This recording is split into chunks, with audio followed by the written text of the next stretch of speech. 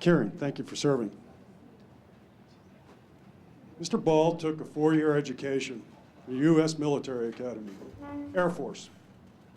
He signed a contract that said he was going to give 6 years back. Mr. Ball is on record.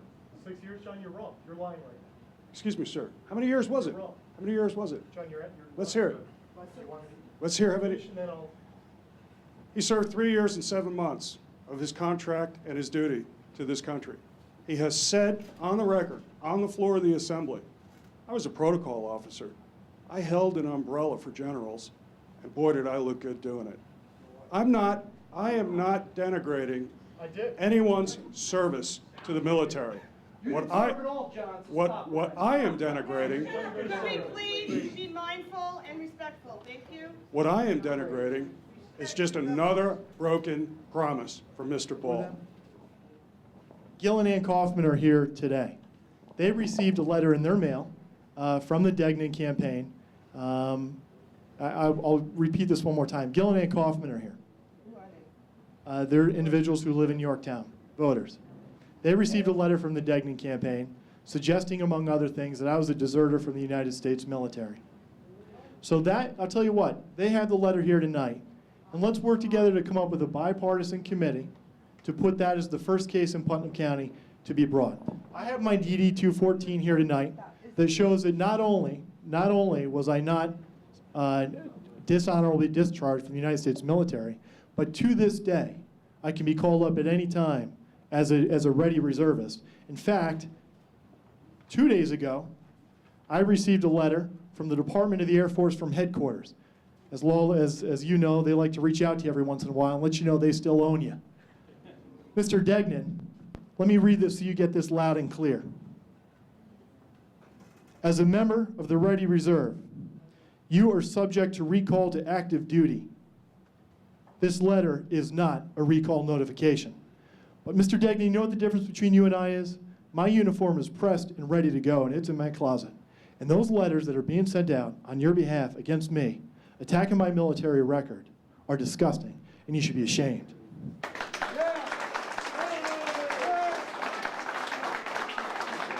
Anybody who wants a copy of my DD 214, it's right here.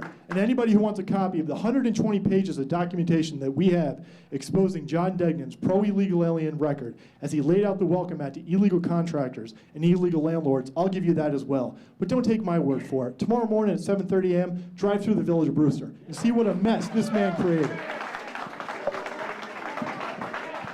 And he should be held accountable. And unlike Mr. Lawler's statement, I do believe that we need an ethics in campaign, a group that's binding. What ethics is that? Sir? Nobody signs the Sir? document? Sir? Mr.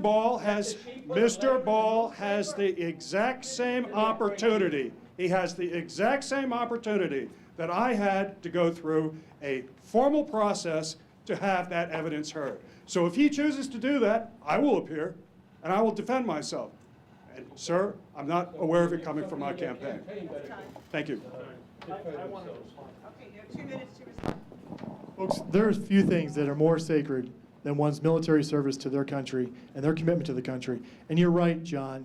During my service, I was a protocol officer. I did hold an umbrella. I'll leave you to be the judge to see whether I look good doing it or not. But the difference between you and I, once again, is I also raised my right hand during my commission. And I was willing to fight and die for this country if I was called upon, and I would do it again at a moment's notice. And for you to stand here today and say, oh, it was an anonymous letter, but to attack me personally, I had a military service commitment when I graduated from the United States Air Force Academy, not of 6 years. For the 7th time tonight, you got your facts wrong. It was a 5-year active duty service commitment. But there's something called force shaping. In the United States military, John, something that you may not realize, you have to salute smartly. Force shaping came down from Don Rumsfeld, and he needed more boots on the ground in the United States Army and less people holding umbrellas in the United States Air Force. So what he did is he allowed people to transfer their commitment to the reserve.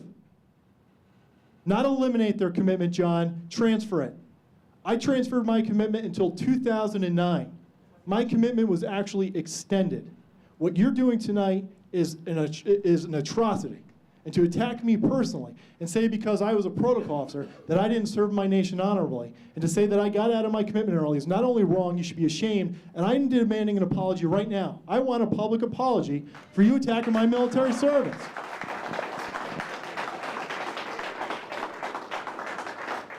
Three years, 7 months, broken contract with U.S. taxpayers.